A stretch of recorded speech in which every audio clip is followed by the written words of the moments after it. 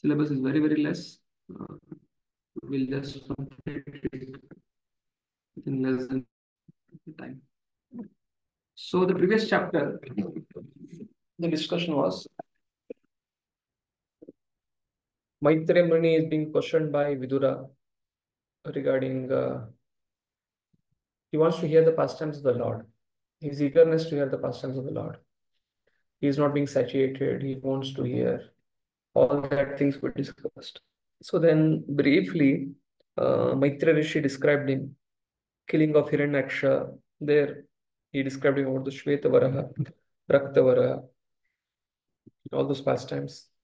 And then if you see those who attended last week, you might have seen the storyline. Just 2-3 verses come where it has been mentioned. Hiranyaksha was killed, and then Lord lifted the earth from the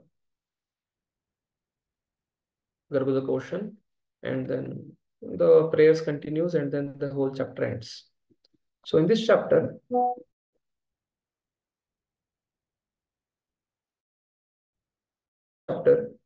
what is being discussed is again Sukadeva was describing the eagerness of Vidura. He is more eager to hear. So this chapter starts with that. And this chapter speaks about the prelude for Hiranyaksha's appearance. Kashyapa is being married to many daughters of Daksha. All the remaining daughters, they have begotten children. But Diti has no children yet. And she is approaching Kashyapa Muni at the twilight, Sandhya time. And he warns her that if we if you want to beget children at this time, then surely the demons are going to appear. But still, she approaches him in her frustration that everybody has got children, but have not yet got. But then at the end, he tells, because of this uniting at this twilight time, 2 great demons will be born, will be killed by Lord Vishnu. She becomes very sad. Then Kashyap Muni says, no, there is one more good thing. The 2 your sons will be demons, but the grandson will be a devotee of the Lord. That is how this Chakravartipal mentions about this chapter in his commentary. So we'll start the chapter now. Shri Shukavacha Nishamya Kaushara Vinopavarnitam Hare Katam Karana Shukaratmanaha Punachya Paprachyatama Udyatanjalir Nachati Prato Viduro Dhrata Vrata. Yes, Anush, please read.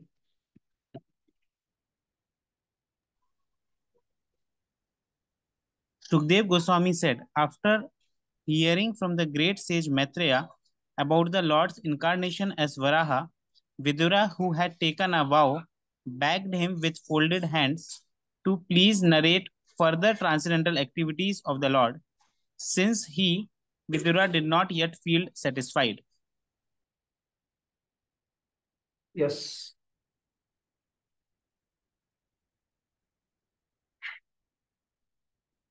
Basically, he was not very satisfied with that. Just quick narration of Hiranyaksha being killed by Varahadev.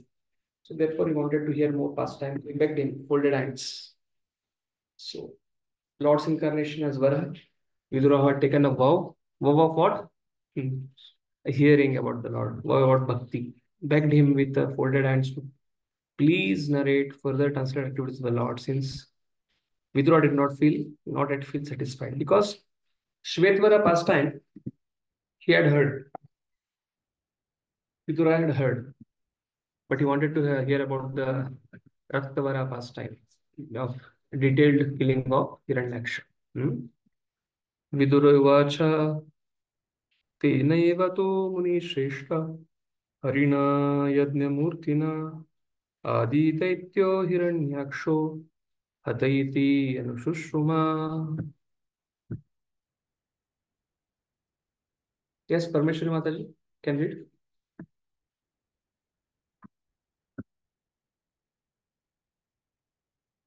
Hare Krishna, Prabhu. Hare Krishna. Shri Vidura said, O chief among us, the sages, I have heard by disciplic succession that Hiranyaksha, the original demon, was slain by the same form of sacrifices, the personality of Godhead, Lord bore. Hare Krishna.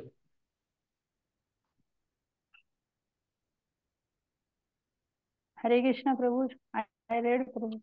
Yeah, you can read the purport. Yes, Prabhu. Yes.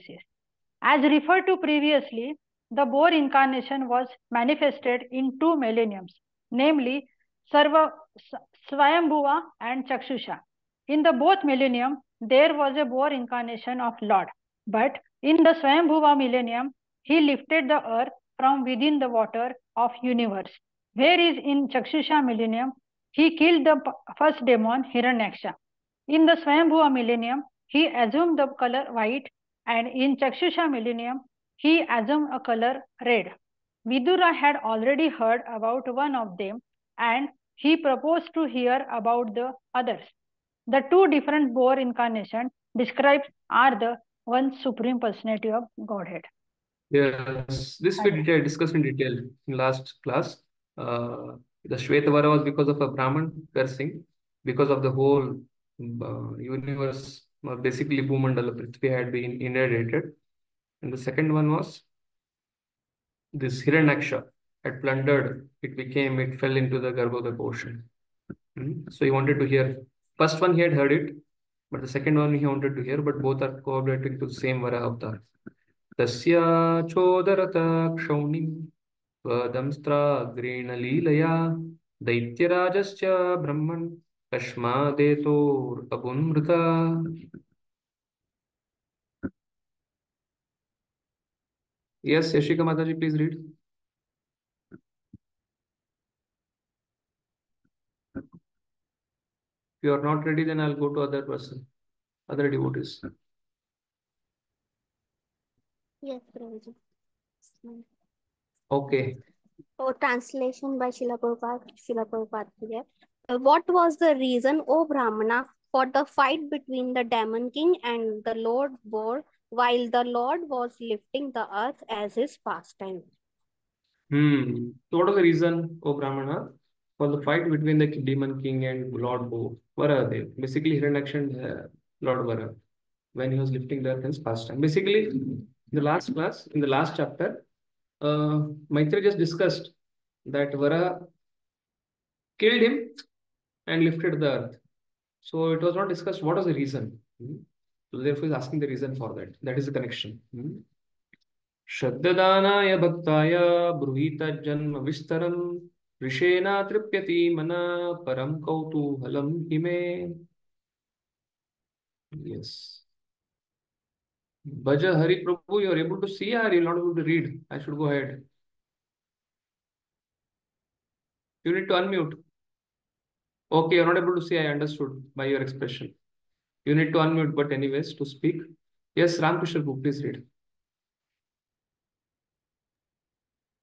My mind has become very inquisitive, and therefore I am not satiated by hearing the narration of the Lord's appearance. Please therefore speak more and more to a devotee who is faithful. Yeah, Shraddadana Munayo. Same thing comes in Shraddadana Munayo, it comes in first canto, first chapter. Here it is Shraddadana Bhaktaya.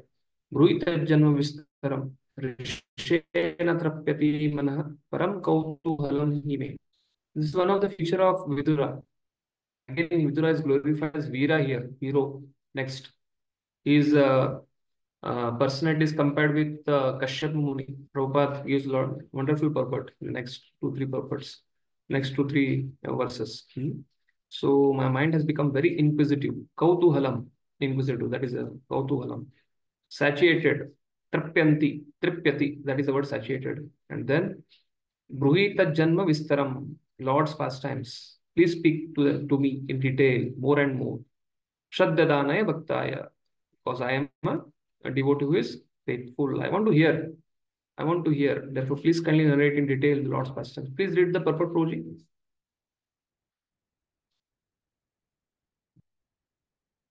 Yes, Prabhuji. One who is actually faithful and inquisitive is qualified to hear the transcendental pastimes of the appearance and disappearance of the Supreme Personality of Godhead.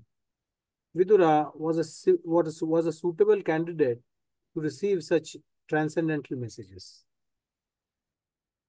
One who is actually faithful and integrity is qualified to hear the transcendental pastimes of the appearance and disappearance of the Supreme Personality of Godhead. Shraddhadan Jana hai, Shraddhadan Jana. So Lord Nityananda has opened a marketplace for holy names, Namahatta. The only currency which will work there is Shraddha, faithfulness and inquisitiveness. If there is faithfulness, automatically you will inquire. So this is what Vidura is inquiring from Maitri Rishi. The suitable way to receive the transcendental message. So now Maitri will glorify Vidura. Sadhu Veera. Yes, this verse. Maitri Vacha Sadhu Veera Tvaya Prishtam Avatara Katam Hare Yatvam Prachasi Martyana Mrityu Pasha Vishatanam. Sadhu Veera Tvaya Prishtam. This again Veera will again come. After 10-12 shlokas, again this word Veera will come. So Prabhupada writes here, he is called as Veera. Maitreya is not addressing Vidura because he is Veera because he is Kshatriya, but he is a devotee of the Lord. That is the theme of this. Avatara Katam Hare. Sadhu Veera Tvaya Prashtam. I consider you hero among men because you are a devotee. Sadhu Veera. Befitting, just befitting a devotee. Because you are a sadhu, therefore you are a Veera. Tvaya Prashtam Avatara Katam Hare. Because you will not hear anything apart from Lord Krishna's pastimes or Vishnu's pastimes, Avatara's pastimes. Yet Tvam Prachasi Martyanam. Because by hearing such pastimes, one can transcend death. And those who don't hear, they approach death. Mrityu Pasha Vishatani. Therefore, because such pastimes are the source of liberation from cycle of birth and death. Yes, Mataji, please read.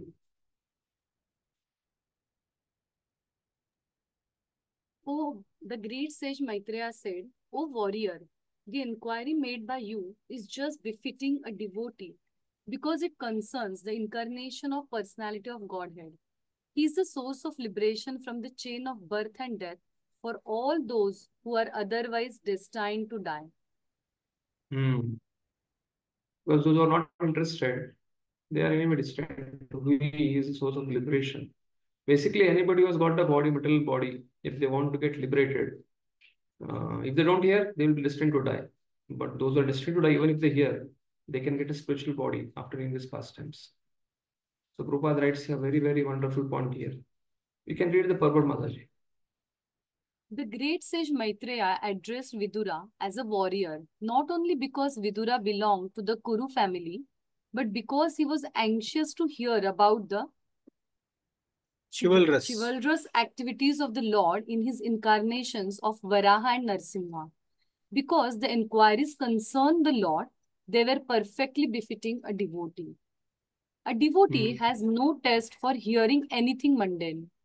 There are many topics of mundane warfare, but a devotee is not inclined to hear them.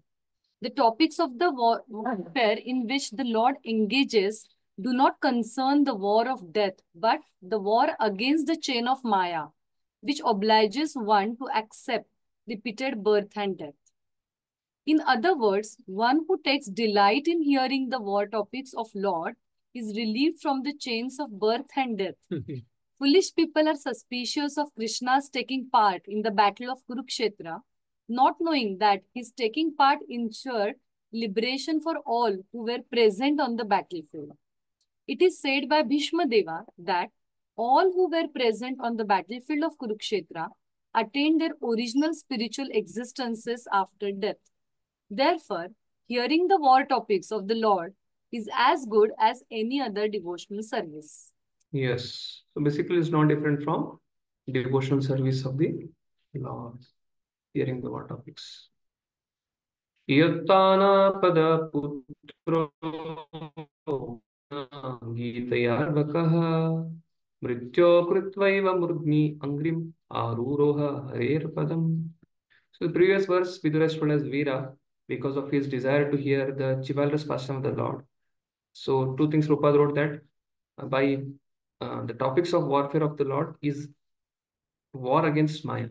or it's like war against cycle of birth and death. Because by hearing, the deadliest war is one can win any war, but nobody can win war against the cycle of birth and death. So one can win over that by just by hearing.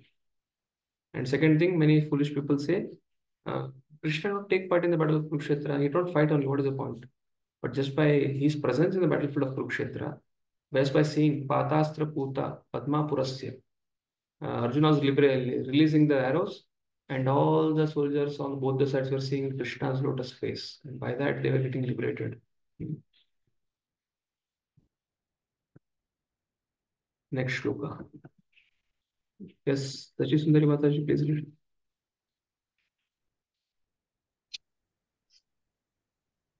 By hearing these topics from the sage Narada, the son of King Uttanpa Dhruva was enlightened regarding the personality of Godhead, and he ascended to the abode of the Lord, placing his feet over the head of death.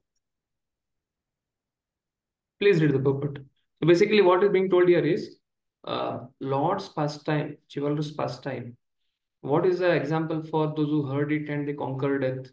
Uttanapa's son, Dhruva. He got the darshan of the Lord. He ruled. At the end, it comes in fourth canto.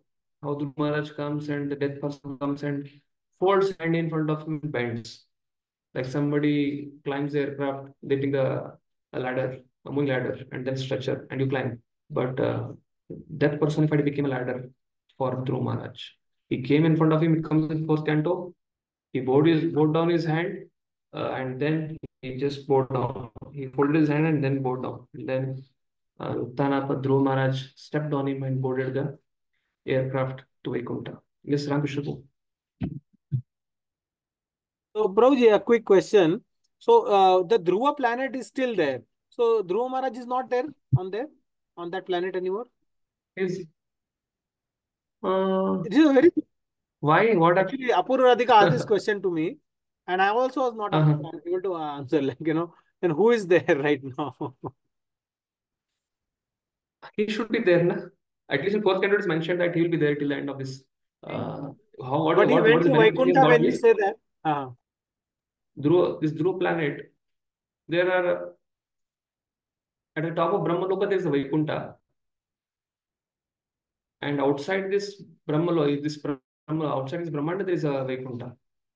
So what Durvasa Muni went was to the planet which was at the top of Brahmaloka, there is one Vaikuntha. It will come in this, here only it will come. This Vaikuntha which Maharaj will be going, that is just above the Brahmaloka. And Dhruva Maharaj's planet of Dhruvaloka, it is also Vaikuntha, which is manifested here. And he will be staying there. And after the annihilation of everything, he will go back home, back to Godhead. Oh, okay. So when we hear he went to Godhead, that means like Dhruvaloka itself Dhruvaloka. is okay. Because when he practiced bhakti, in this body he had a desire that he wanted a kingdom much more greater than Brahma. So then Lord created a planet for him, which is not different from Vaikuntha. Which is not different from Vaikuntha practically. So Nanda Sunanda came there in their Vaikuntha airplanes to take him. And they have taken him to Dhruvaloka, which is not different from Vaikuntha in this world. Yeah, Like the Shvetadvipa is there. That's not different. Above the Brahmaloka also there is a planet where Durvasa Muni went, Kumaras went. That is also not different from Vaikuntha. So Prabhuji, then when they came to take him, they took him from where to where? They took him from wherever he was meditating in Haridwar, it's mentioned. On the bank of Ganga. But I heard that he ruled for 36,000 years and then he went back to Godhead. He got a boon.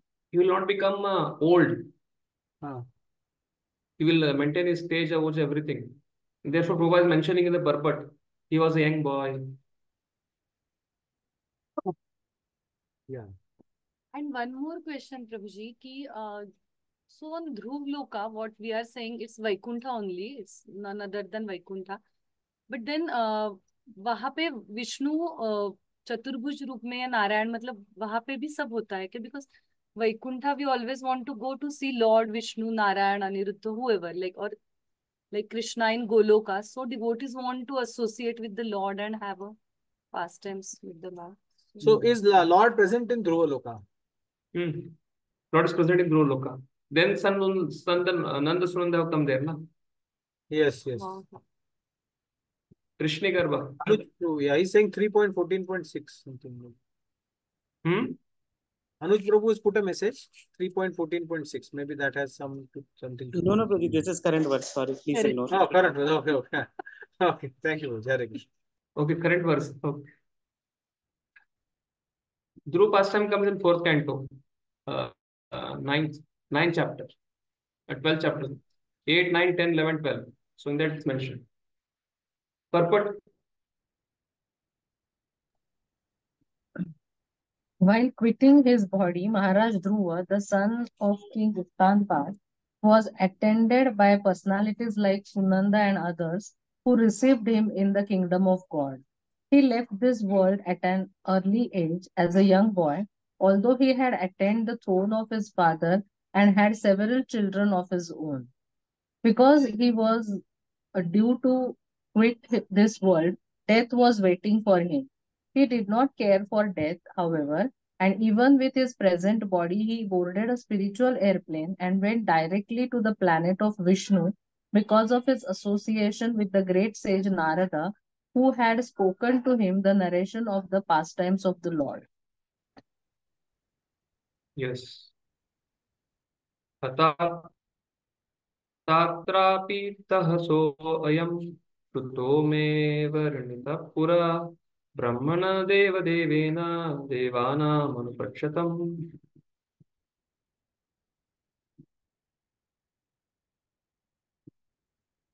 Sachin Bro.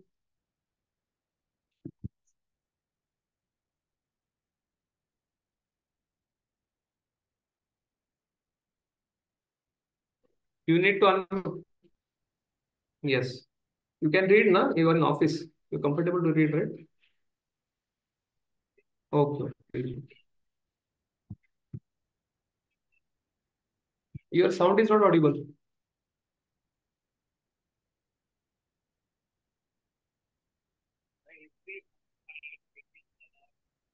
I think, Proji, what you can do, I'll ask somebody else to read.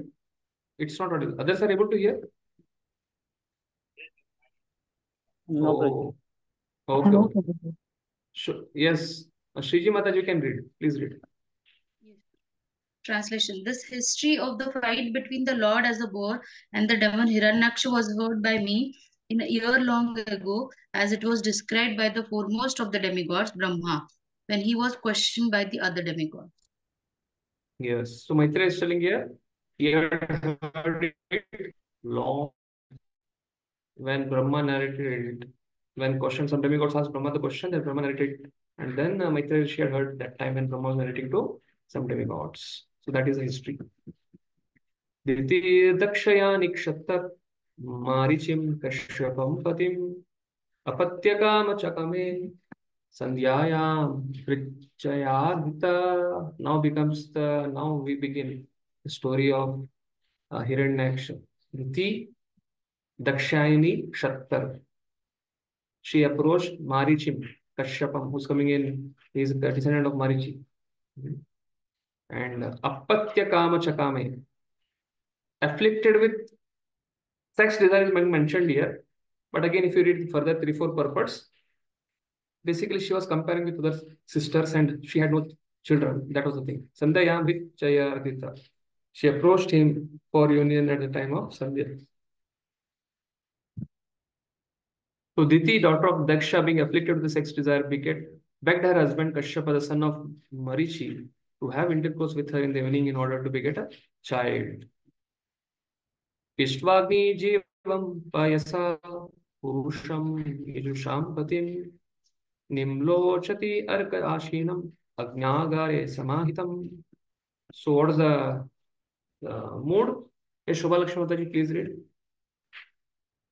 So what is the scene? This is a scene. They are sitting, Sandhya is happening, sun is setting, he's doing his Sandhya, Gayatri and everything, offering his oblations, offering his sacrifices. At that moment, Diti approaches him. Yes, Shobha Lakshmi Mataji, please read this. was setting and the sage was sitting in trance after offering oblations to the Supreme Personality of Godhead, Vishnu, whose tongue is the sacrificial fire. Yes. Please read the purport. Fire is Oblations. the tongue of the personality of Godhead Vishnu, and oblations of grains and clarified butter offered to the fire are thus accepted by him. That is the principle of all sacrifices, of which Lord Vishnu is the master. In other words, the satisfaction of Lord Vishnu includes the satisfaction of all demigods and other living beings. So basically, yajna artha, karmano, yajna, Lord Vishnu is a yajna. And the purpose of all the karma is to please him. Bhagavad 3.9 to 3.16, the detailed explanation of Krishna is explaining for whom yajna is done, who is the enjoyer of the yajna. Bhuktaram is Lord Vishnu himself. And the Agni is his tongue.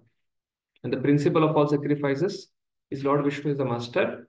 And for the satisfaction of Lord Vishnu, yajna is done. And all other demigods, they receive their parts. They receive their portions of yajna. Dhitiruvacha esha mam tat krite vidvan kama ata sarashana dunoti dinam vikramya rambam eva matangajaha. So the word rambam eva matangaja means the matta elephant. Matangaja, gaja, he is called as elephant. Especially when there is a sugarcane cultivation, banana cultivation, and it is very near to the forest, like Ukuldam or wherever they grow, a lot of elephants come. And what they do is they just uproot the whole sugarcane with their root. And sugarcane is not so very, it's not like coconut or something like that. Elephant takes a trunk and just can rip it apart and throw it. And even banana also, it doesn't have very strong roots. Anyone normal, like not well-built person can just rip it apart from his root. So if it's so easy to rip apart this banana plantain, what to speak when the mad elephant comes across? So mad elephant, just by coming across that banana plantation, just by it's running, the whole plantation, the whole farm gets spoiled. So Diti's desire to have son is being compared to Matangaja Rambam Iva, the elephant devouring the banana plantain with its trunk. So Kama Ata Sarshnaha Dunoti Dinam Vikramya. So Diti's eagerness to have children is compared to that here. Yes, Anushro, please read.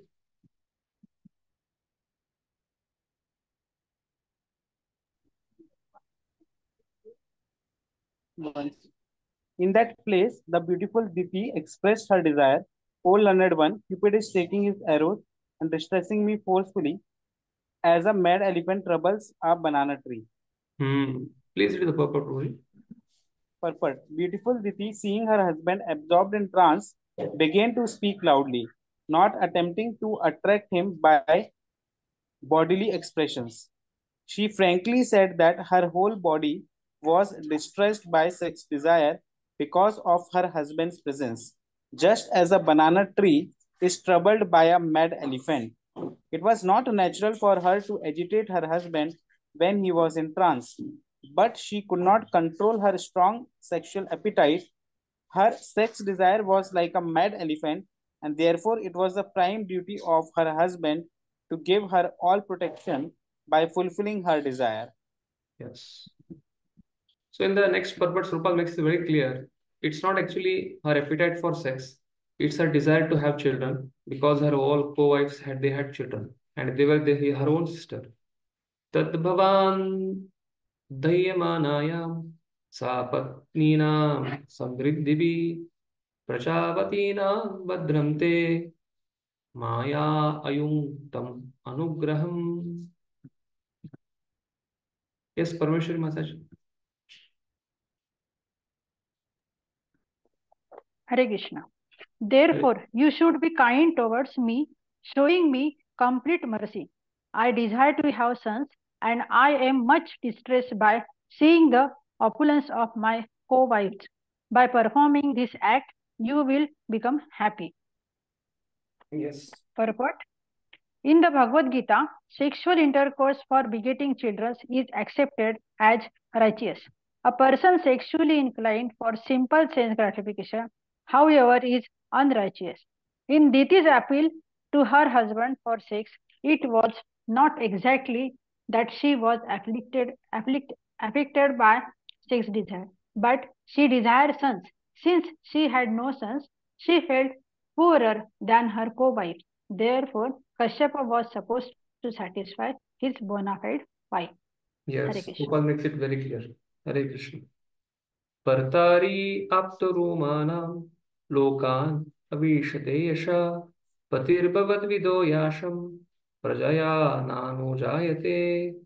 Now Diti is approaching Kashyapa and glorifying him. A husband who keeps his wife happy and gives her children. The children make the father glorious because of their presence.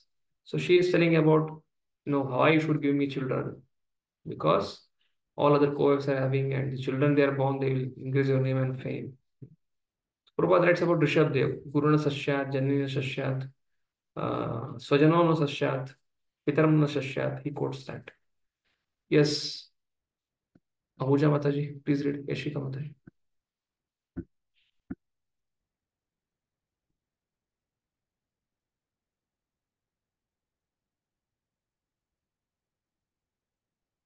Hare Krishna, Hare Krishna. You need to unmute. Yeah.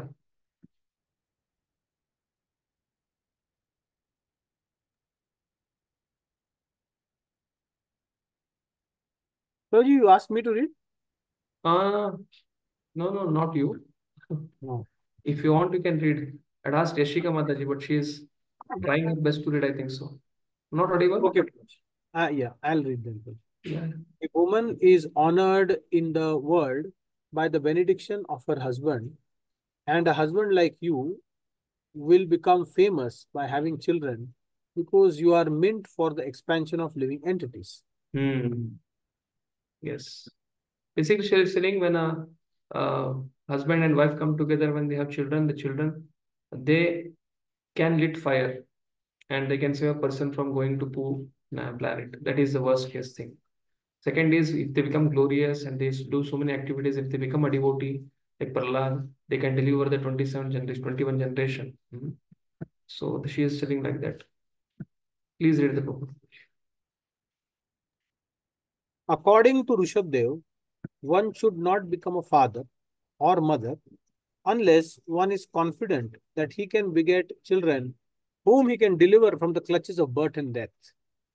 Human life is the only opportunity to get out of the material scene, which is full of the miseries of birth, death, old age, and diseases. Every human being should be given the opportunity to take advantage of his human form of life, and a father like Kashyapa is supposed to beget good children for the purpose of liberation.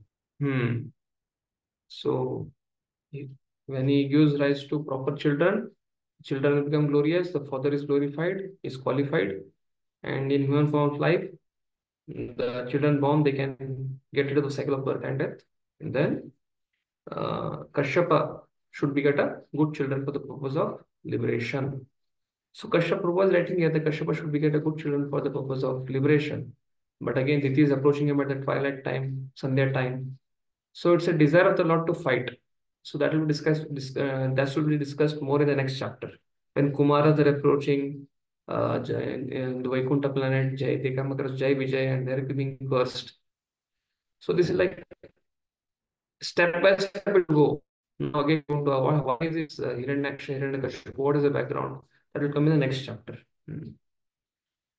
Uttarapita no Bhagavan, Purapita no Bhagavan, Dakshodutir Vatsala, Kamprinita Varam Vatsa, Iti Aprachatana Pratak. So how in the Vedic time, a daughter or the children used to select their husband. That being Purapita no Bhagavan, Dakshodutir Vatsala, Kam Vrinita Varam Vatsa, Iti Aprachita na Pratak. Varam Vatsa matlab they had the freedom to choose their own husband. And she's saying that when I was a daughter of Daksha, I was allowed to choose husband of my own liking, and we all sisters choose you. And therefore, it's your responsibility as husband to fulfill the desire of a wife, that to give her children. Yes, Mataji, please read.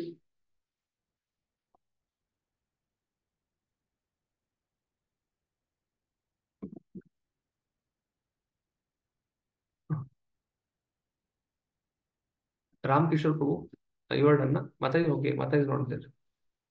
Okay. Sachindari Mataji, please read.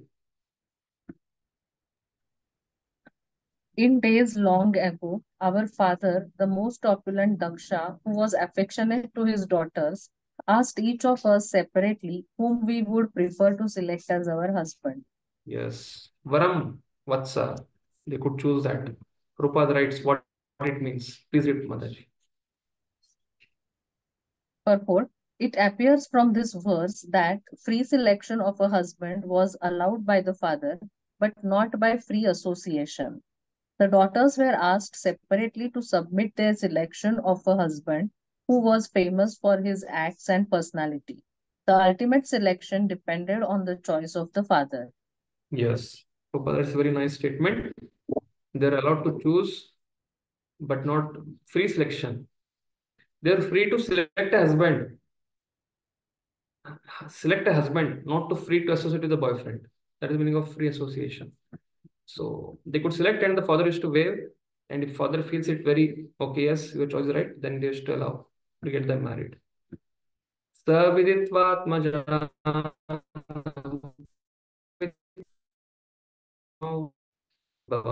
संतान भावना त्रयोदशादत्ताशां यस्ते शीलम् अनुवृता.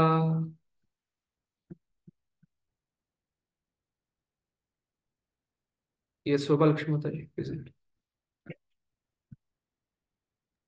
Our well-wishing father Daksha, after knowing our intentions, handed over 13 of his daughters unto you. And since then we have all been faithful. Generally, daughters were too shy to express their opinions before their father, but the father would accept the daughter's intentions through someone else, such as a grandmother to whom the grandchildren had free access. King Daksha collected the opinions of his daughters and thus handed over 13 to Kashyapa. Every one of Diti's sisters was a mother of children. Therefore, since Diti was equally faithful to the same husband, why should she remain without children? Yeah, so this purport speaks about this, that she had no children, but rest all her sisters had children. Therefore, she is like very bent upon having children. Atame kuru kalyanam kamam kamalalochana artopa sarpanam bhuman amogam hi mahiyasi.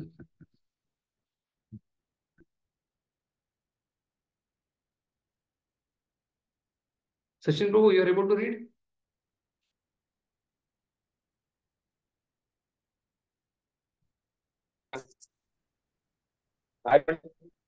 Am I Yes, you're audible. Please read, Prabhu. O lotus-eyed one, kindly bless me by fulfilling my desire. The pleas of someone is distress who approaches a great person should never go in vain. She's telling basically when a woman approaches or when a person is being begged for something, beggar comes in the street, or when a small person approaches a big person, when a citizen approaches a king, when children or somebody who's in a very low position, he approaches a higher position. When they're pleading something, they're asking some help, they should be given help. So Shrimati Kshatriya is approached by some woman, she should be given the shelter and should be given children. So that is what she is telling, that because you are my husband and I'm playing this. So she's given 2-3 reasons where it's our own choice. Of our own choice, I have selected you. All 13 of us selected you. First, she told, it's my choice to marry you. Second, she told that all 13 of us married you, but I'm equally faithful as remaining 12. But you've given children to all remaining 12, but you have not got a child. And third reason she's saying, because I've taken shelter of you, as husband, it's a duty to give children. 3 reasons she's quoting. This is the third reason. Yes, Prabhu, please read the purport.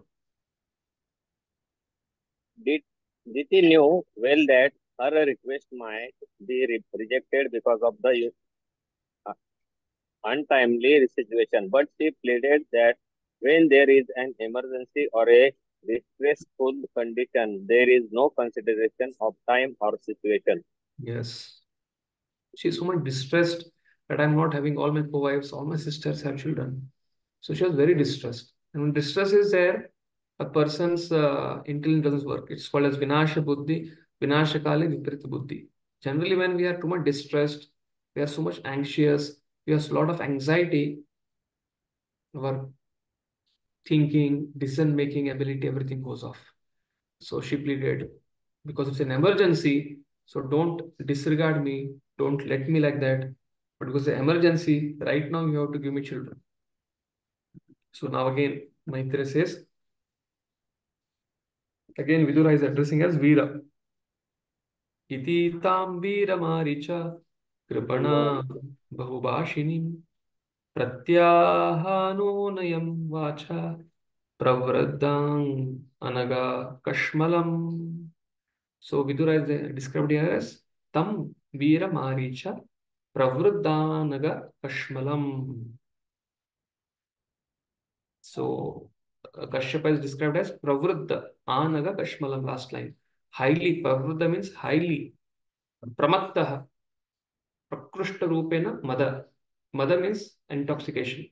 Pramatta means that which was lot of intoxication. And sometimes Pramatta is also described to something which is intoxicating, alcohol or some woman, by seeing the person becomes intoxicated by the beauty. So Pravruddha Anaga Kashmalam here is highly agitated Anaga. Ananga by lust. Here not Anaga. Anaga is sinless. Ananga. Ananga is refers to Cupid, who has no Anga. Ananga is Cupid. Pravruddha Ananga Kashmalam. So is afflicted by the Kashmala of Cupid, that is lust. Yes. Yashika Mataji, please read.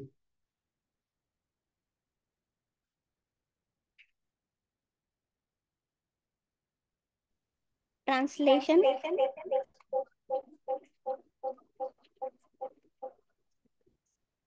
O hero Vidura, Diti, being thus afflicted by the contamination of lust, and therefore poor and talkative, was specified by the son of Marichi in suitable words. Yeah. So what is being mentioned here? Diti is being mentioned as afflicted by the anxiety of having children. She was very poor, talkative, and now this is being pacified by Kashyapa. Please read, Mataji. Yes, purport. Purport by Srila Prabhupada teacher. When a man or woman is afflicted by the lust of sex desire, it is to be understood as sinful contamination. Kashyapa was engaged in his spiritual activities, but he didn't have sufficient strength to refuse his wife, who was thus afflicted. He could have refused her with strong words expressing impossibility, but he was not as spiritually strong as Vidura. Vidura is addressed here as a hero because no one is stronger in self-control than a devotee of the Lord. It appears that Kashyapa was already inclined to have sexual enjoyment with his wife, and because he was not a strong man, he tried to dissuade her only with the pacifying words. Yes. So basically, here in this canto, third canto, this is a lesson which we can learn from Kashyap Muni. This is a lesson which we can learn from Diti. Again, the same Kashyapa, same Diti, they come in the sixth canto ending. Again, the same Kashyapa, Diti is coming and she is trying to, with big anxiety, same thing she is doing. But there he is giving her Pumsamana Vrata. And there, Marutas are born, 49 Marutas. And there, the Diti's heart is being purified. So now, in this section, the lesson we can learn from Kashyapa is this text and context. Whenever you read Bhagavatam, we cannot tag a name or a character. Oh, Kashyapa is like, he was very eager to have, he was very lusty for his wife. Or Diti was very lusty. No. Again, this is text. This is context. Again, same Diti will come, same Kashyapa will come in the sixth canto ending. There is a lesson we learn. What Prabhupada teaches is how a disciple should follow spiritual master.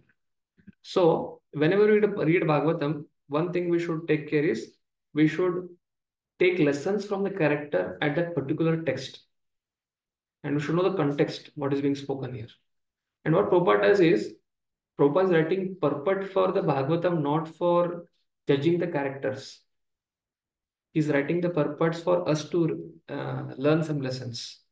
So therefore, we should approach Bhagavatam as a seeker.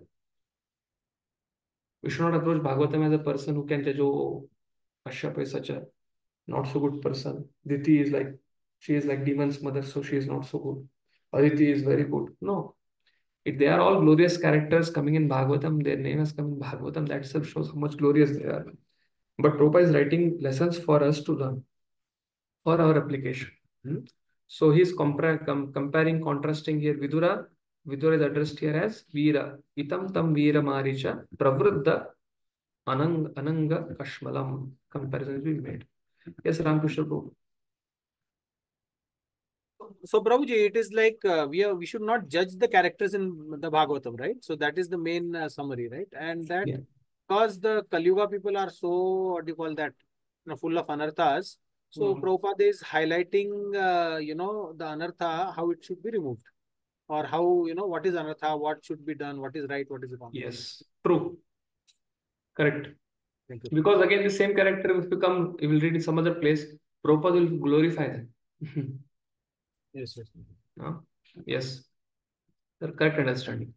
Eshate aham vidyashyami priyam viru yadichasi tasya kamam naka kuryat siddhistraiva argiki yataha.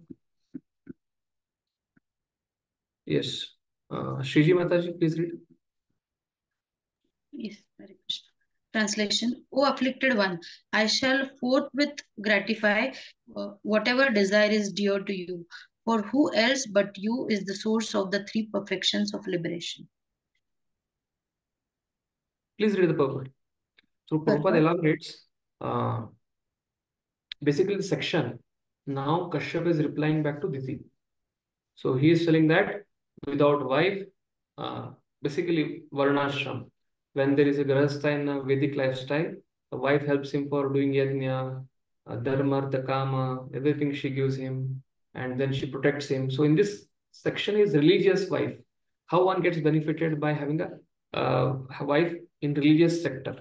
Next we'll tell about on the level of body. Yes, Mataji, please read the purport. Purport by Srila Prabhupada. The three perfections of liberation are religiosity, economic development, and sense gratification. For a conditioned soul, the wife is considered to be the source of liberation because she offers her service to the husband for his ultimate liberation. Conditional material existence is based on sense gratification, and if someone has the good fortune to get a good wife, he is helped by the wife in all respects. If one is disturbed in his conditional life, he becomes more and more entangled in material contamination. A faithful wife is supposed to cooperate with her husband in fulfilling all material desires, so that he can then become comfortable and execute spiritual activities for the perfection of life.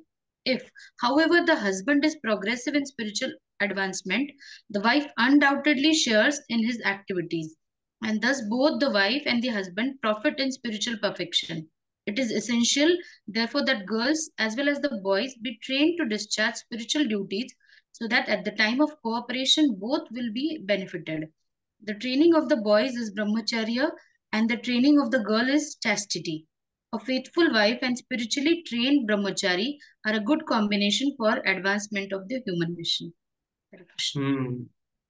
So these are some of the things Prabhupada is highlighting here. That means dharma, artha, kama.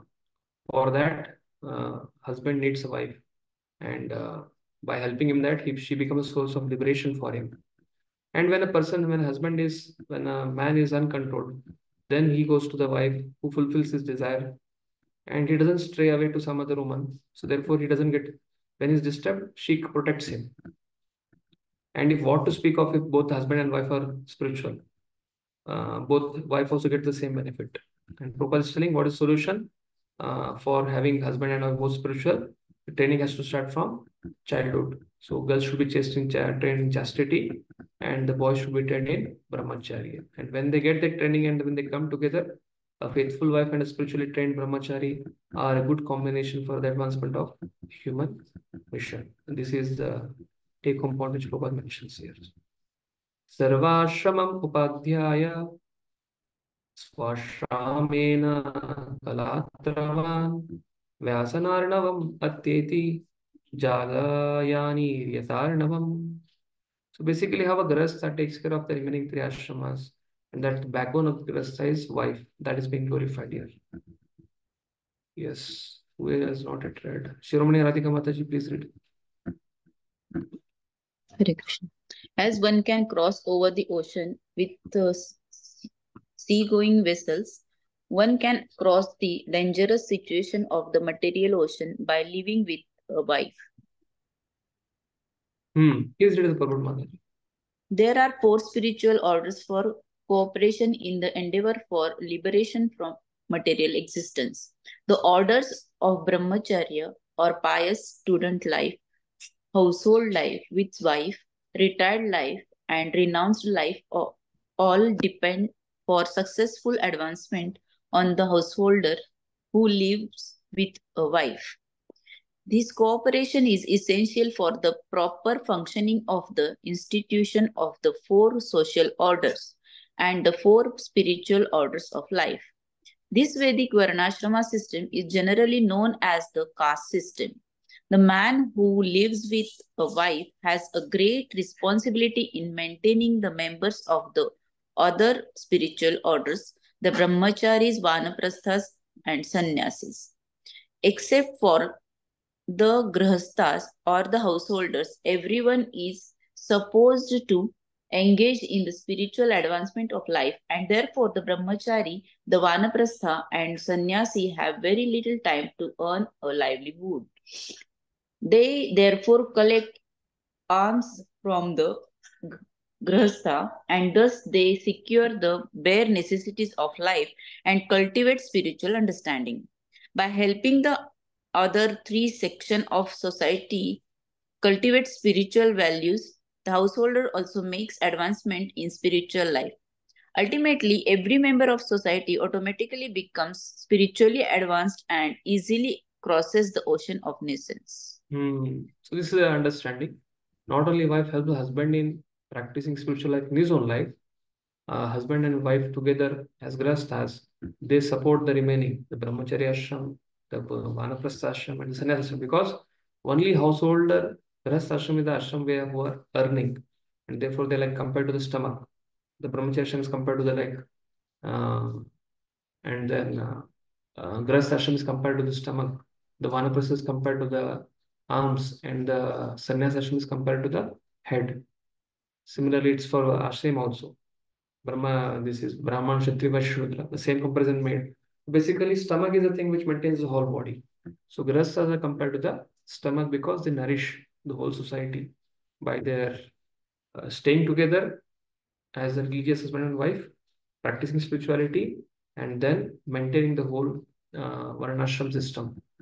So by Prabhuji, having why is multiple sections of brahmachari the society. legs? Yes, Prabhuji? Why is brahmachari the legs and the vanaprastha the arms? Brahmacharis are like, because in brahmacharya ashram they have to do what is told. That is a training ashram. Okay. They are the trained ashram. Basically, one has to go to Guru Brahmachari, Guru Kule, Vasandanto, Guru Hitam. They should do what is told. Menial services. Whatever is told, they should do. They get trained. And when they get trained to control their senses, control their mind, then they take up sannyas. But at least the first 10-15 years of the ashram, they have to serve under a guru and get trained. So that is a training. So ideally, generally in olden days, brahmacharya ashram, after that they has to go to grahastha. So therefore, after the leg training is done, then they start earning, and they start doing yajnas, they come practice spirituality, and then after that they take vanaprastha. So vanaprastha like alms because they don't have the most of the time they give advice to their grahasthas. Vanaprastha is like they go to tirth yatras, they come, delegate everything to children, they train their children, and they hand over everything.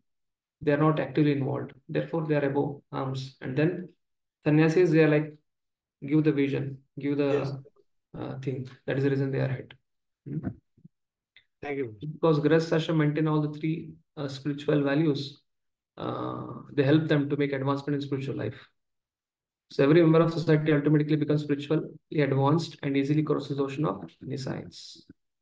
So this is what Kashyapa is glorifying Diti. That it's a glory of a wife, and she is very cooperative. The husband is able to cooperate, and thus both of them are able to maintain the whole society. Yam ahuratmano hi ardam shreyas kamasya manini yasyam svadurum adyasya pumamscharati vichvaraha. So arda. So the wife is considered the better half of a husband. Yam ahuratmano hi ardam shreyas kamasya manini. They both share both. Whatever long-term goal, whatever benefit, they share both of them. Both are responsible for that. Yes, somebody else is remaining to read. Okay, Anush Prabhu, please.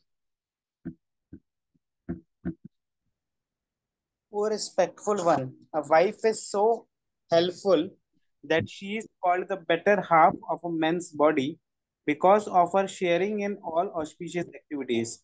A man can move without anxiety, entrusting all responsibilities to his wife. Yes. So basically, how a wife helps a husband in the Vedic lifestyle. Yajnas are there. Other different things. Prabhupada is mentioning that from the Vedic point of view. And in modern text point of view, also same thing. A responsible husband and wife, or a responsible wife, a spiritually elevated wife, is comparing with when husband and wife are spiritually responsible, when the husband and wife are like cats and dogs. They are not just like, they have no spiritual responsibility. He's giving you the purport in the 4 points. Please read the purport, Prabhuji. By the Vedic injection, the wife is accepted as the better half of a man's body because she is supposed to be responsible for discharging half of the duties of the husband. A family man has a responsibility to perform 5 kinds of sacrifices called Panchayagna in order to get relief from all kinds of unavoidable sinful reactions incurred in the course of his affairs. When a man becomes qualitatively like the cats and dogs, he forgets his duties in cultivating spiritual values, and thus he accepts his wife as a sense gratificatory agency. When the wife is accepted as a sense gratificatory agency, personal beauty is the main consideration. And as soon as there is a break in personal sense gratification, there is disruption or divorce. When husband and wife aim at spiritual advancement by mutual cooperation, there is no consideration of personal beauty or the disruption of so-called love. In the material world, there is no question of love. Marriage is actually a duty performed in mutual cooperation as directed in the authoritative scriptures for spiritual advancement. Therefore, marriage is essential in order to avoid the life of cats and dogs who are not meant for spiritual enlightenment. So basically, Prabhupada is mentioning about in a Vedic tradition, or even in modern tradition, when a person is married, together they go for temple, or especially in Panchayatna, which is mentioned here, the grihasthas were supposed to perform. Wife does all the things, preparation. She makes all the whatever different items are there. She makes it. When husband is putting, trying to lit up the fire in her stick, she's preparing all the samagri, all washing all the copper vessels, all the panchamrit, everything she makes ready, and she has to come and sit. And husband and wife together they give oblations to the fire. So therefore, she is needed in all the sacrifices. Therefore, she is called as a better half. But when both husband and wife are simply based on sense gratification activities, then beauty becomes the primary choice. And then in that condition, they are like cats and dogs. So Prabhupada is glorifying that marriage is actually a duty performed in mutual cooperation as per the directions of scriptures and superior authority for the advancement of spiritual life. And then that kind of coming together like cats and dogs, that will not lead to any. Okay, my volume is becoming very low.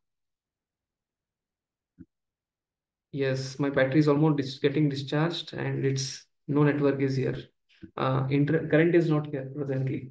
Because of that, my volume It's might have okay. Now it's coming okay, Prabhuji. Okay, na? Okay. I think someone within 5 minutes my laptop is getting discharged.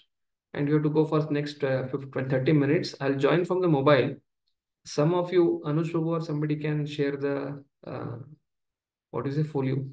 I think I have my this notes word, but we'll just discuss from the folio. So Prabhuji, next you can shloka. email, if possible, you can email it to me. I can share this Word document itself. Okay. Okay, I'll do that, Push. Just give me some 2 minutes. I'll just email. I'll put in the chat, otherwise. Yes, that works, Prabhuji. Works, no? I have to close it. But again, I had prepared for 30 shlokas, 27, 26 shlokas. But this section is very, very small. Okay, I'll try to send it. I'll put in WhatsApp. That will be Yes. easy. Yes, that is also.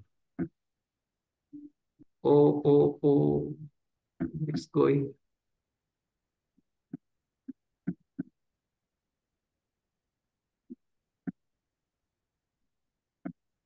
Document. BBRB.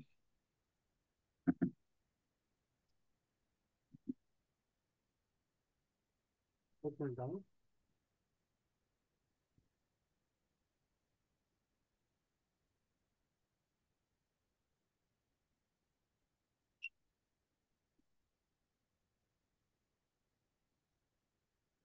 Okay, I put it in this my our group. We can share from it. WhatsApp group. Okay, let me just check. Yes. I'll just log out. I'll continue in this only.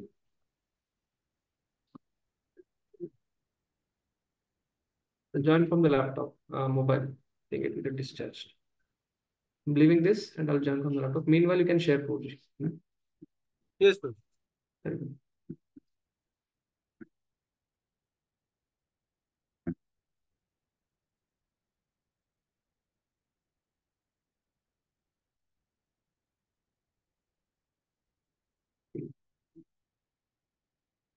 Anushka, you are the host, na? Ramkrishna, I'll make you host.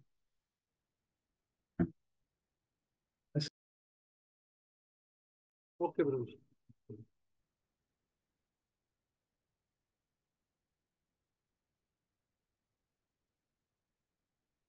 Probably in WhatsApp, our group you have shared?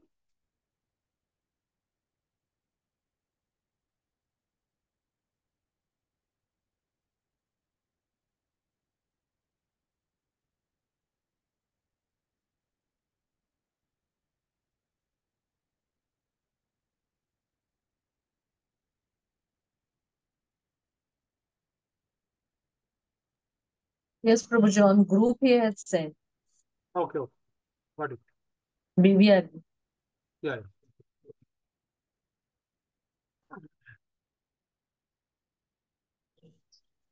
You can share it too. Yes, I'm just opening it for you.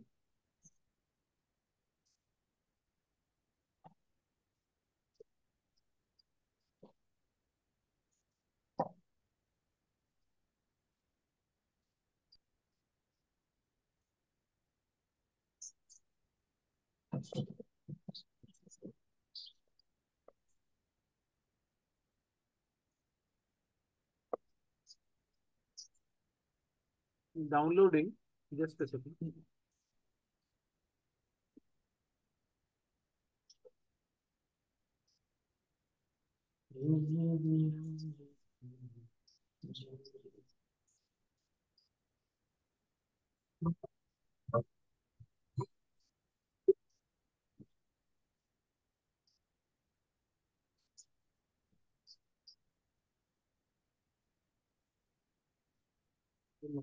Some error it is there. I'm trying to see.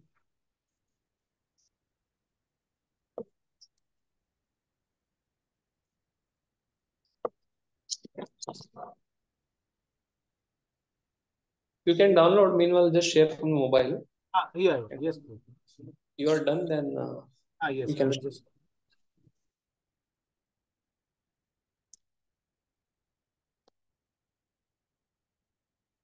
When I share from mobile, then my video will not be visible. That's it. You're on the 19th verse.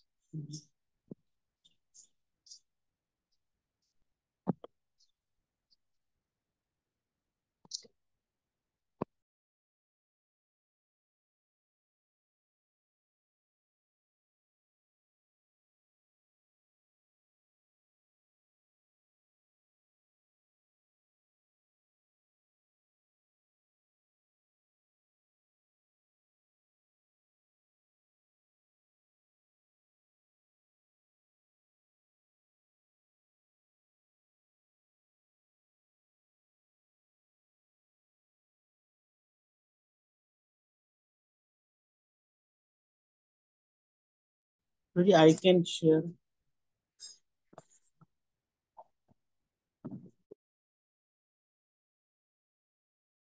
Prabhuji?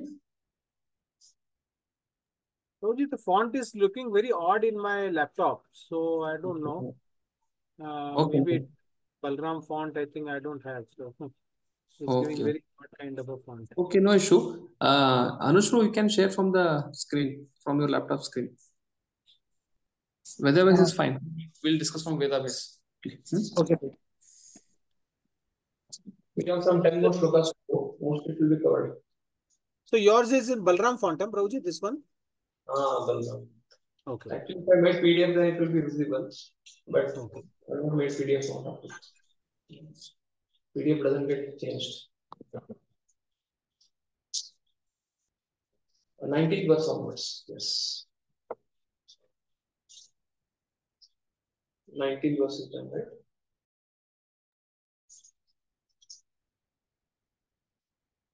Yes. This will It will discuss. complete. Yes, next one. 20th.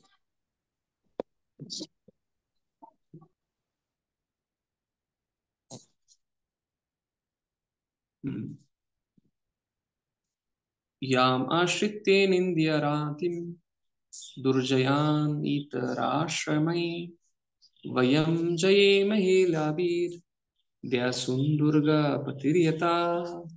So in this, Kashyapa Muni is continuing after glorifying how a religious wife helps husband from a spiritual elevation, how because of the cooperation of the wife, they nourish Grastha nourish the Vanaprastha, Sannyas and Brahmacharya ashram, and how wife helps a Grastha, a husband, to do the Panchagya and then elevate his consciousness. Now, when materially, when a husband or when a man, he gets frustrated or when he is in the lower modes, that time the wife acts like a fort. Fort is only built by the Kshatriya kings, like Shivaji Maharaj had won so many forts. When there is a high elevated place like Rajgarh or Raigad, if you see the forts are there, the enemy has to put a lot of amount of energy to attack. Like in Kargil time, the Pakistanis, whatever the terrorists, they were on the higher end, and all the Indian soldiers were trying to fight from the lower end. But because of the strategic location, it was very difficult to fight with them. So similarly, here Kashyapa Muni is glorifying the wife being strategically protective to the husband whenever he is in distressed, whenever he wants to he succumbed by lust. That time she protects him because it's a license. Marriage is a license, so that okay, one man have a one wife and don't trouble other virgin girls in society. That is what is glorifying. Yam ashrityenandriyata. Yam ashrityenindriya. Okay. Electricity has come. This font is very slow.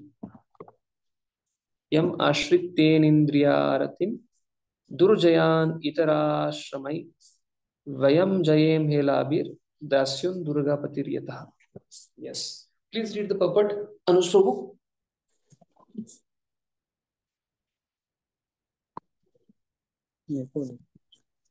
As a fort commander very easily conquers invading plunderers, by taking shelter of a wife, one can conquer the senses which are unconquerable in the other social orders.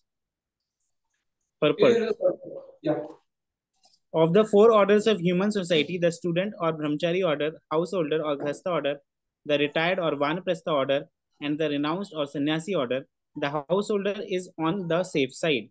The bodily senses are considered plundered of the fort of the body. The wife is supposed to be commander of the fort, and therefore whenever there is an attack on the body by the senses, it is the wife who protects the body from being smashed. The sex demand is inevitable for everyone, but one who has fixed wife is saved from the onslaught of the sense enemies. A man who possesses a good wife does not create a disturbance in society by corrupting virgin girls. Without a fixed wife, a man becomes a debauchee of the first order and is nuisance in society. unless he is trained brahmachari, vanaprastha, or sannyasi. Unless there is rigid and systematic training of the brahmachari by the expert spiritual master, and unless the student is obedient, it is sure that so-called brahmachari will fall prey to the attack of sex. There are so many instances of fall down, even for great yogis like Vishwamitra. A grahastha is saved, however, because of his faithful wife. Sex life is the cause of material bondage, and therefore it is prohibited in 3 ashramas and is allowed only in the grahastha ashrama. The grahastha is responsible for producing first quality brahmacharis, vanaprastha, and sannyasis. Yes. So if by presence of a grahastha, when a grahastha is trained, husband and wife, the children which they can produce, they can become very wonderful brahmacharis. And then such a brahmachari can become an ideal grahastha, or he can become an ideal sannyasi. There one thing, a brahmachari ashram is a training ashram, and grahastha, vanaprastha, sannyas are the, after getting trained, they execute their responsibilities there. So Prabhupada is writing here, basically, Kashyapa Muni is telling to Diti that when a man is uncontrolled, it's a woman who protects man from the dangerous enemy of attack of the lust. But Prabhupada is giving one asterisk remark here, one condition. It's not only the presence of a wife which protects a person from enemy of lust. It is rigid training under a guru. That is the point being mentioned here. If it's not that one has to be under, one has to get married. But if a person is not getting married, if he is under a shelter of a guru, then he can easily he will not be able to succumb. He will not succumb to the desires of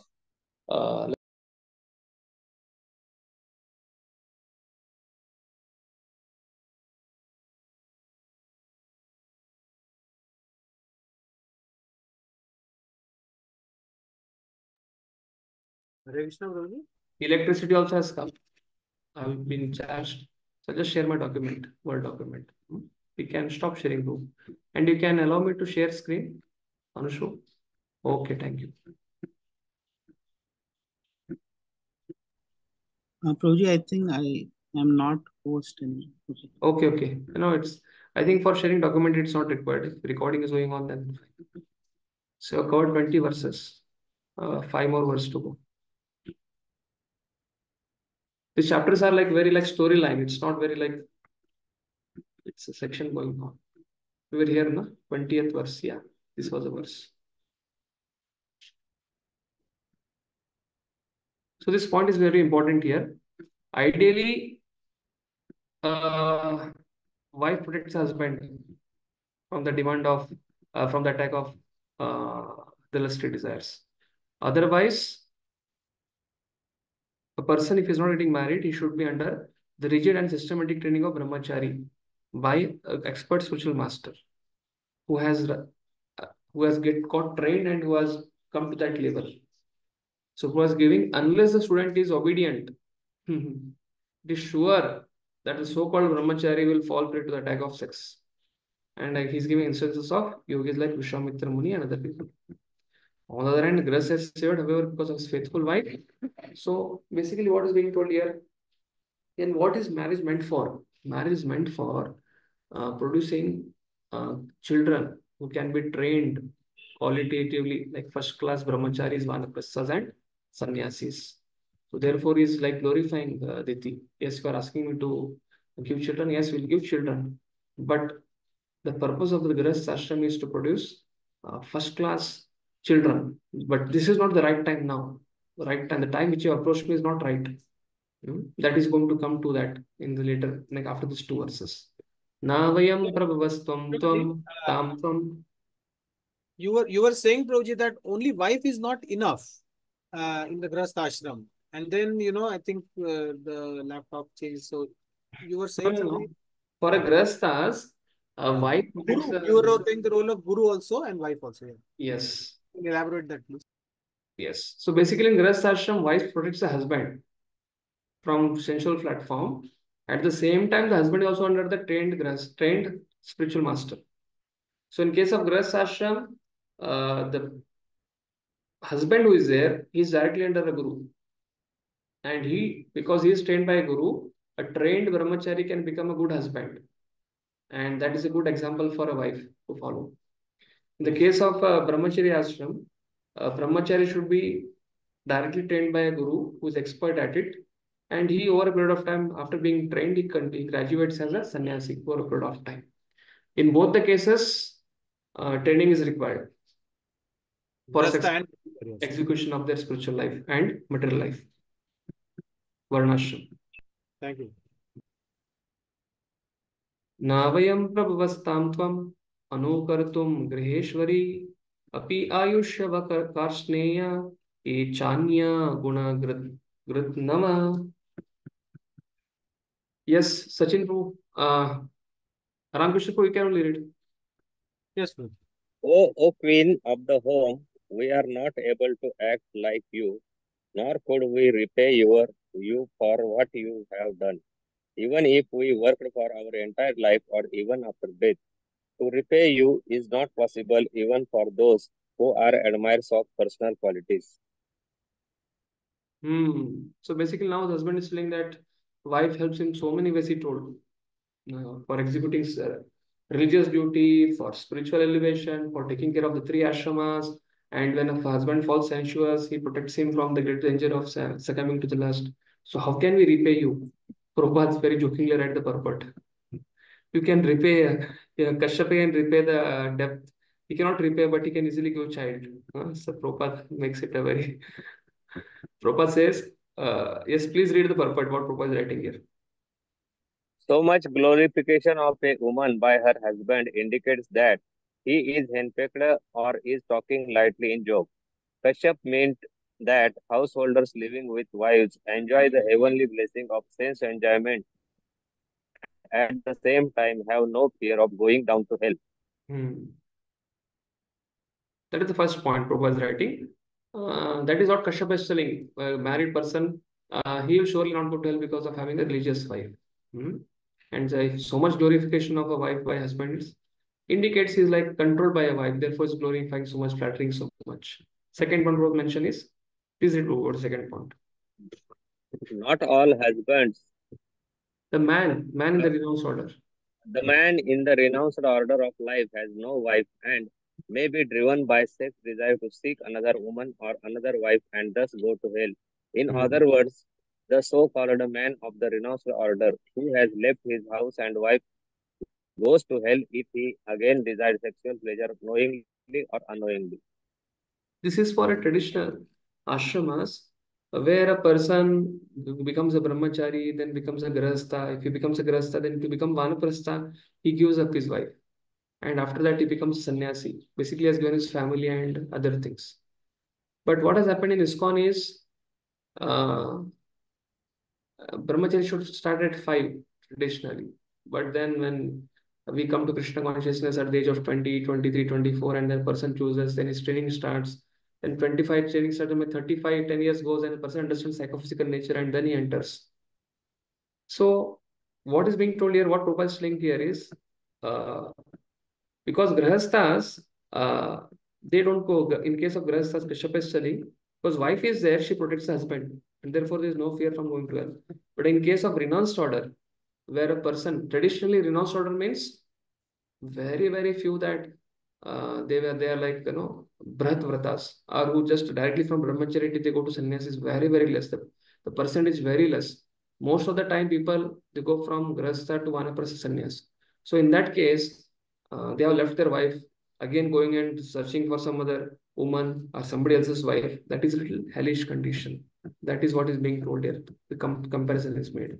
Yes, Prabhu, please continue. In that way, the householders are on the side of safety. Therefore, husbands as a class cannot repay their debt to woman either in this life or in the next. Even if they engage themselves in repaying the woman throughout their whole lives, it is still not possible.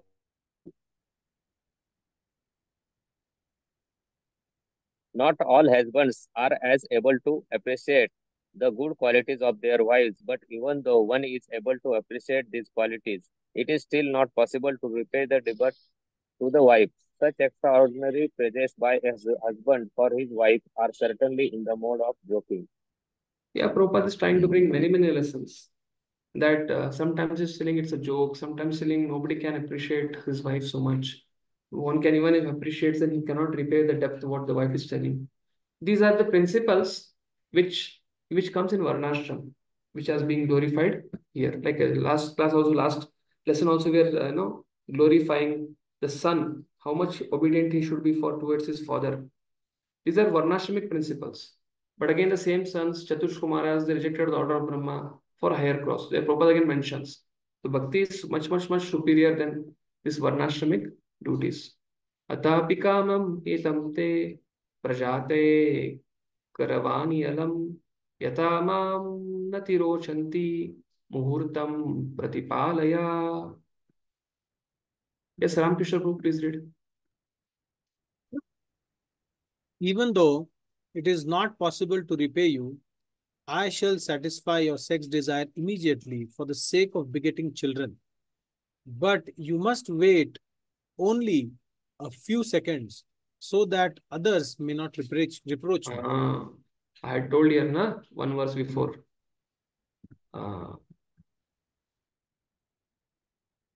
Yes, here I was telling that. Last one, 2 hours before I told, he's indirectly going to hint at that the kind of, yeah, here in the last purport. Here it's saying the Grahasthas are responsible for producing first class quality brahmacharya, one of the sannyasis. So indirectly it's coming to the point that if we come together now, the children who are going to come are going to be demonic. So the particular time is not auspicious. This one, Apurji, you just read now, this one, right? You can read this one. Yes, please read the purport. Okay. The henpecked husband may not be able to repay his wife for all the benefits that he derives from her. But as for begetting children by fulfilling sexual desire, it is not at all difficult for any husband unless he is thoroughly impotent. This is a very easy task for a husband under normal conditions.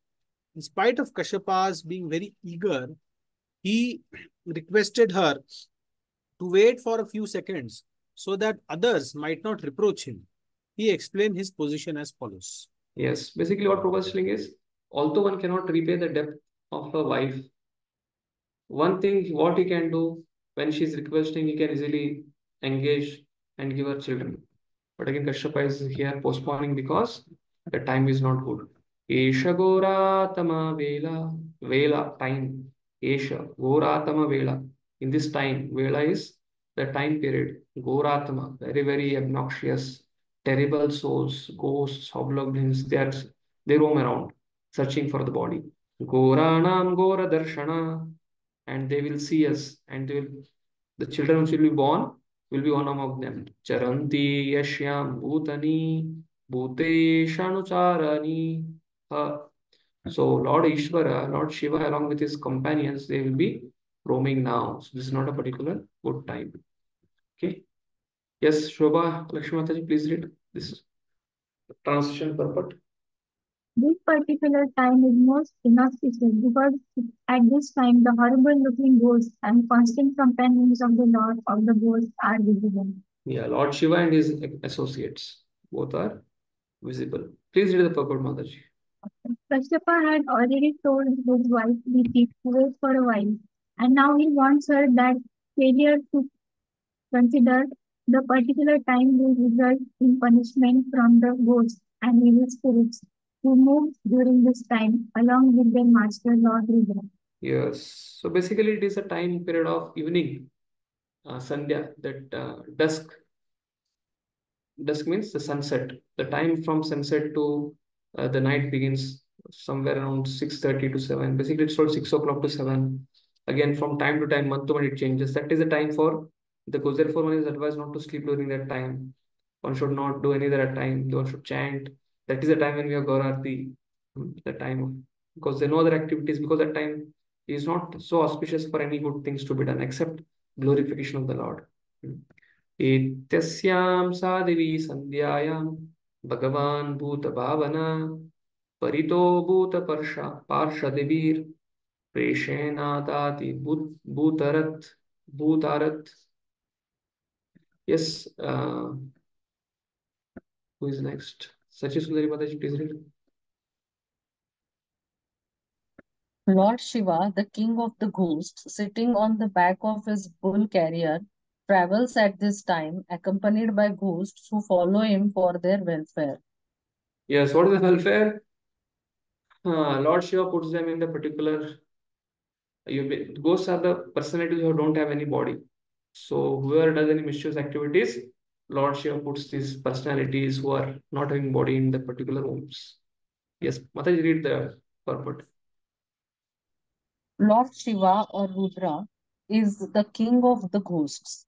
Ghostly characters worship Lord Shiva to be gradually guided toward a path of self-realization.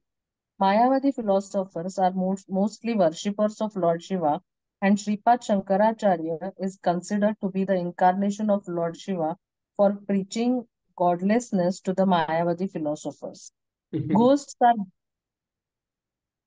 Ghosts are bereft of a physical body because of their grievously sinful acts, such as suicide.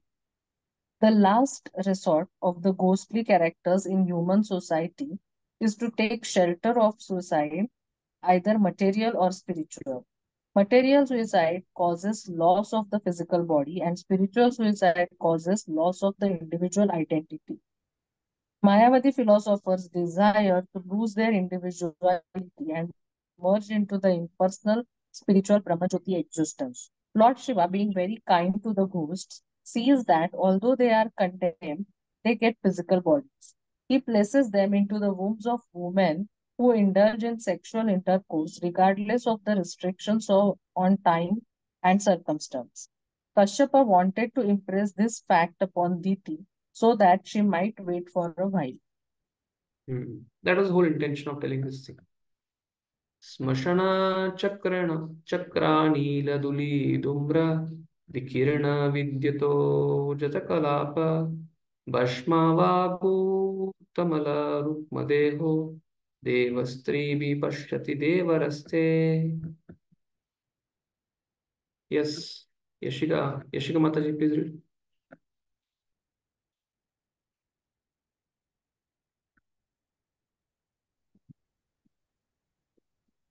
A translation.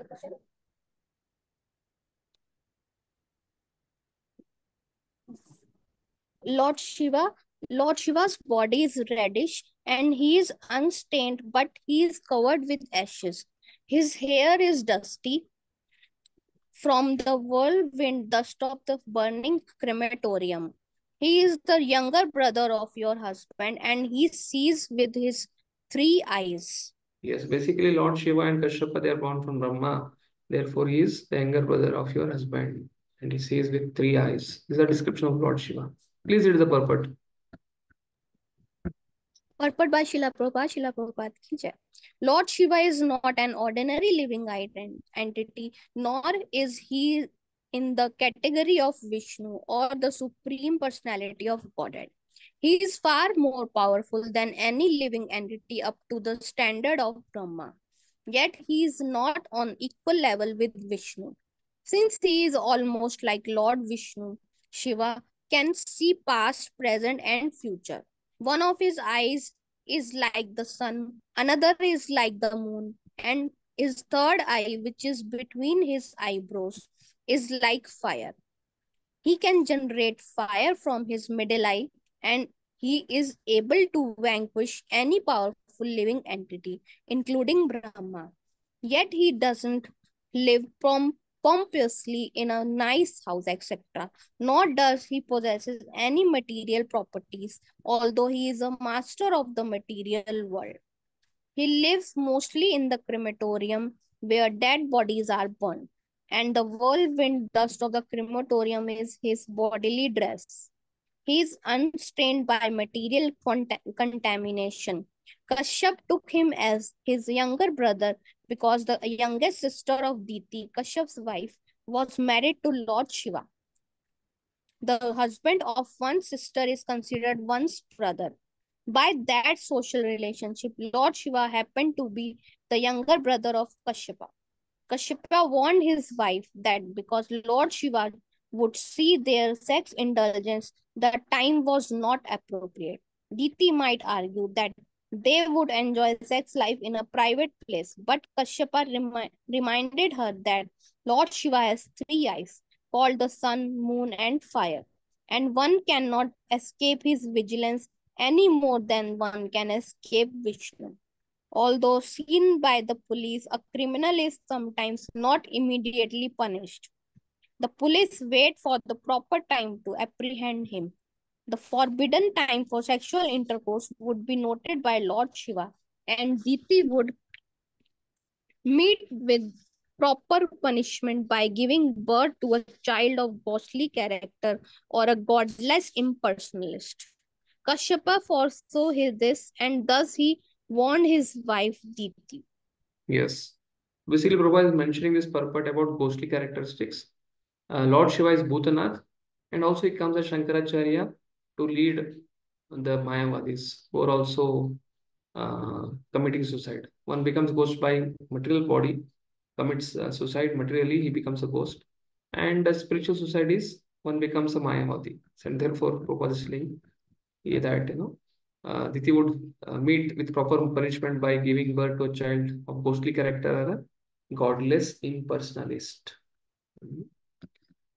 न यस्य लोके स्वचन परो वा ज्ञात्यादृतो नोत कश्चित् विगार्यः वयं व्रतेर्यच्चरणापवित्तम् अशाश्महे अजं बत भुक्तभोगम्.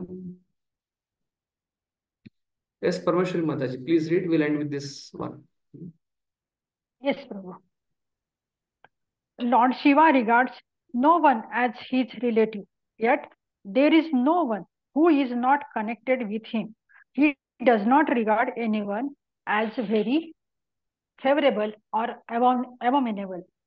We respectfully worship the remnants of his footsteps, and we vow to accept what is rejected by him. Purport. Basically, what Kashyapa is telling here is, just because I mentioned that he is my younger brother, because one of the youngest sister of yours is married, therefore in that way, he is your sister's husband. Don't argue that Diti may argue, oh, anyway, he's my relative, therefore he'll forgive me for this thing. No, he's not going to forgive. Lord Shiva regards no one as relative, yet there is no one who is not connected with him. Everybody is connected to him. But just because he's relative, don't commit this abominable activity. That is what for Prabhupada is writing the first point here. You can read the point, Mataji. Yes. Purport. Kashyapa informed his wife that just because Lord Shiva happened to be his brother-in-law, that should not encourage her in her offense towards him. Kashyapa warned her that actually Lord Shiva is not connected with anyone, nor is anyone his enemy, since he is one of the three controllers of the universal affairs. He is equal to everyone. His greatness is incomparable because he is a great devotee of Supreme Personality of Godhead. It is said that among all the devotees of the Personality of Godhead, Lord Shiva is the greatest. Thus, the remnants of foodstuff left by him are accepted by other devotees as Mahaprasada or great spiritual foodstuff. The remnants of foodstuffs offered to Lord Krishna are called prasada. But when the same prasada is eaten by a great devotee like Lord Shiva, it is called Mahaprasada. Lord Shiva is so great that he does not care for the material prosperity for which every one of us is so eager. Parvati, who is the powerful material nature personified, is under his full control as his wife. Yet, he does not use her even to build a residential house. He prefers to remain without shelter, and his great wife also agrees to live with him humbly. People in general worship Goddess Durga, the wife of Lord Shiva, for material prosperity, but Lord Shiva engages her in his service without material desire. He simply advises his great wife that all kinds of worship, the worship of Vishnu is the highest, and the greater than that is the worship of a great devotee or anything in relation with Vishnu. Hare Krishna. Hare Krishna. So this is the storyline. It ends here. This is approaching Kashyap Muni during the dusk, and now Kashyap Muni is warning her. Kashyap Muni wants to give children, but then before that is just warning, but she's not going to hear. Then at the end is going to tell her what's going to happen to the future. She's going to predict that two demons will be born. Then she starts crying. Then he comforts her by telling, although your two children will be born, will be killed by Lord Vishnu, but your grandson will be a very good devotee. And the Didi becomes very happy. So 25 more shlokas that we'll cover tomorrow. From 2:30 to 4:30, we'll try to complete it. This chapter and next one more chapter will take, and then we'll give 2 weeks for Janmashtami. Hare Krishna. Any questions, comments, queries?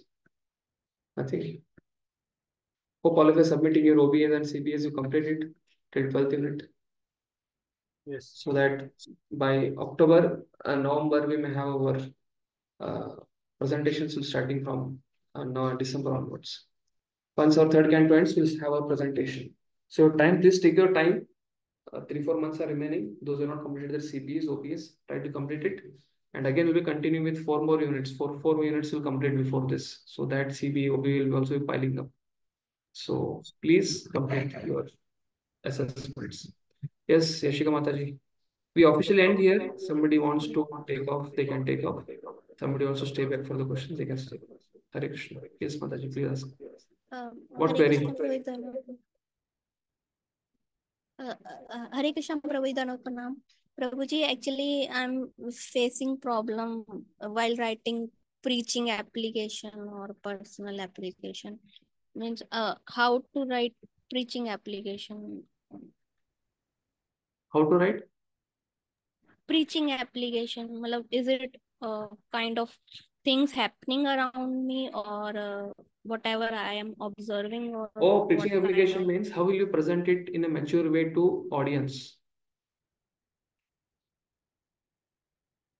That section is there. How will you convey it to the audience? Like somebody asks you, okay, this group of people have come based on this shloka, try to teach to them this section. How will you put it? So in your own words, you have to write it. What you will speak to them. So you have to write it there, giving references. Understand? No? Preaching application means how we can present this topic to the particular crowd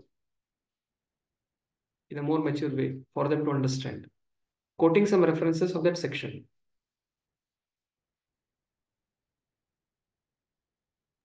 Prabhu ji like जैसे जो वो वाला था preaching application जिसमें administrators responsibility of administrative heads वाला जो 17 chapter वाला हाँ तो प्रभु so जी उसमें क्या preaching application प्रीचिंग जो एप्लीकेशन जो मैंने लिखा उसमें एक उसमें तो लिखा कि जैसे मतलब ना चैतन्य अकेडमी है what I'll tell you, that section when administrative head is being mentioned there. What is the preaching application? Now preaching application for there is not children, not young people, not old people, it's a government. What advice you like to give to government to run the government as being run by Krishna Maharaj?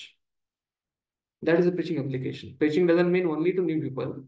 Preaching application means application of that point in the present scenario. If it's administration, then government becomes the audience.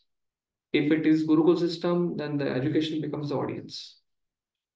If right now preaching application here, husband and wife, the young couples of who are going to become Krishna conscious grasas, they are the audience. So based on the text, the context, application changes.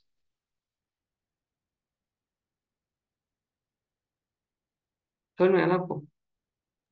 Yes प्रभु जी एक मैं बताती हूँ मैंने क्या लिखा था उसमें मैंने एक्चुअली प्रभु जी उसमें ना टारगेट प्रीचिंग के बारे में लिखा था प्रीचिंग एप्लीकेशन में क्योंकि करंटली जो यूपीएससी के जो एस्पिरेंट्स हैं मतलब उनको जैसे इस्कॉन में भी हमारे यहाँ पे मतलब चैतन्य अकेडमी है दिल्ली में तो वो भक्ति वेदांत विद्यापीठ से मतलब एफिलिएटेड है मतलब तो वो आई AES और AS जो एस्पिरेंट्स हैं उनको ट्रेन करती है, मतलब उनका पूरा उनको स्पॉन्सर करती है up to till and.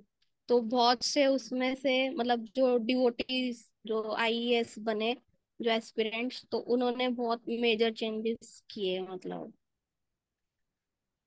This can come in one line, but this cannot become the part of the preaching application. Yeah. You can just write, instead of writing in detail all these things, what you can write is the modern education system can be trained based on the Vedic principles. एक line में आपका एक preaching application हो जाता है। लेकिन इसमें क्या लिखना पड़ेगा आपको preaching application में? What is being expected that? So it's not telling that कैसे आप उनको परीक्षित महाराज की तरह बना रहे हो। परीक्षित महाराज की तरह बनने का क्या करना चाहिए गवर्नमेंट को? Preaching application, okay. Parikshit Maharaj did not allow the command bull to be killed by Shudra kind of kings. So preaching application from this is the present day government also should try to take care of cows and bulls, and they should try to protect them. They should not destroy them. They should not. They should try education systems where children are taught from the childhood. So in that way, if administration follows the Vedic principles, then dharma can be protected.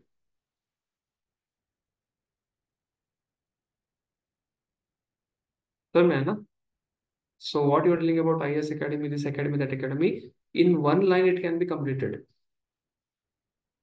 So we don't have to write also in detail, but the principles, how Parikshit Maharaj protected the dharma and the cow, similarly that earth. So similarly, how the present modern day administrators they can protect. That advice you can give them. Advice is being asked. How you can make Parikshit, that is not being asked. What the present administration should do. To do point is being asked. That is the preaching application.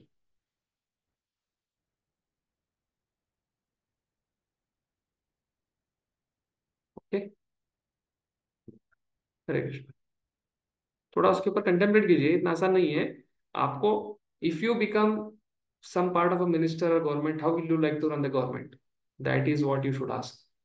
Or some prime minister comes and asks you, tell me, I want to run administration in a very, very which I want some lessons from Bhagavatam from you for learning administration. What advice will you give to me? That should come there. That is meaning of preaching application. Whenever you write any application, you should understand that a particular target is coming to me and asking me for advice for that particular thing.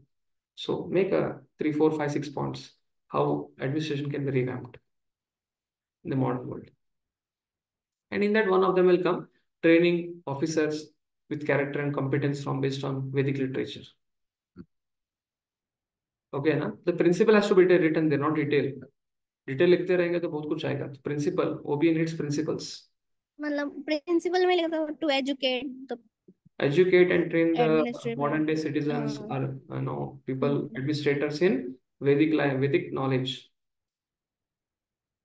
वो एक line में आपने जो बताया वो इसमें आ सकता है बस वर्ड, लेकिन उसके बाद आगे क्या करेंगे, वो कैसे उनको चलाना चाहिए। परीक्षित मार्ग वो सेक्शन पढ़िए जहां जहां पे भी प्रोपाद लिखते हैं ना, प्रोपाद बहुत सारे प्रीचिंग एप्लीकेशन लिखा है वहां पे, प्रोपाद ने लिखा है, उसको वहां से निकाल के आप अपने इसमें लिखिए आंसर्स में। Okay, Hare Krishna, thank you. 11 devotees are there. Okay, some of their videos are off. Srila Prabhupada की जय।